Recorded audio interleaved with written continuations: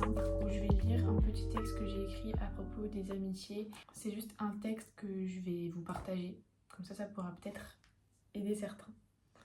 Donc c'est parti, il est pas très long, la vidéo va pas durer très longtemps, ne vous inquiétez pas. J'ai écrit ce texte pour exprimer ma vision des liens sociaux et notamment amicaux. Aujourd'hui, en tout cas pour ma génération, je trouve qu'elle est séparée en deux.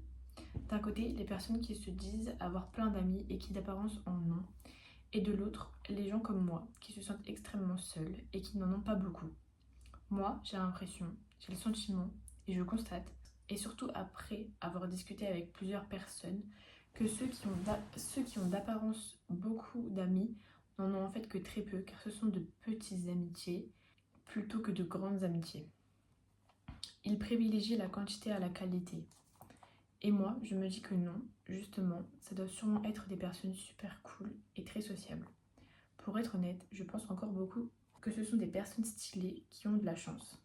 Mais après beaucoup de réflexion, et après avoir beaucoup discuté avec pas mal de trentenaires ou un peu moins, ils m'évoquent tous à plusieurs reprises que ces personnes, et la société actuelle au passage, reposent beaucoup sur un comportement hypocrite avec les autres, et qu'au fond, ils n'ont pas grand monde et ils ne sont pas eux-mêmes de bonnes personnes sur qui compter.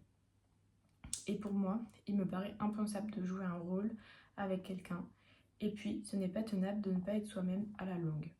C'est pourquoi, pour ma part, je me sens grandement en décalage avec ma génération et la marginalité est dure à vivre, notamment quand je suis entourée d'individus de mon âge qui rigolent ensemble.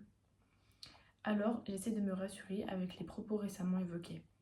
Ce n'est peut-être d'ailleurs qu'une mauvaise analyse et des discussions vides de sens que j'ai pu entretenir avec autrui sur ce sujet, mais j'essaie d'y croire. À vrai dire, le manque de confiance en soi accentue ce phénomène car je ne me sens pas légitime d'être écoutée, mais ça c'est un tout autre sujet.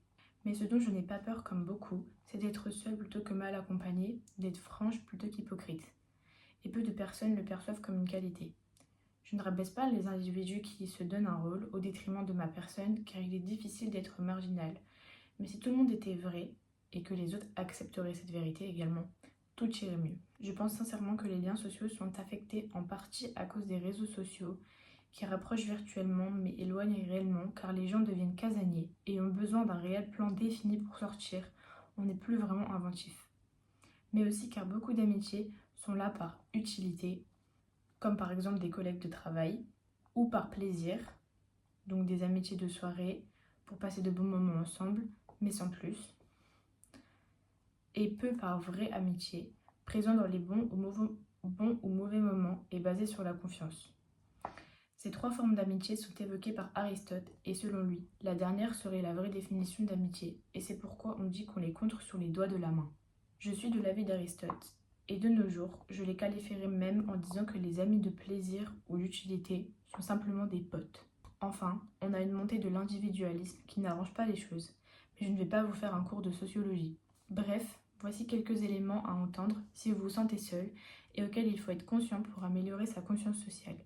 Il faut accepter que certains amis partent de votre vie et suivent un autre chemin. Ça ne veut pas forcément dire que vous êtes une mauvaise personne, juste que la vie est faite de chemins différents et on n'emprunte pas tous le même chemin.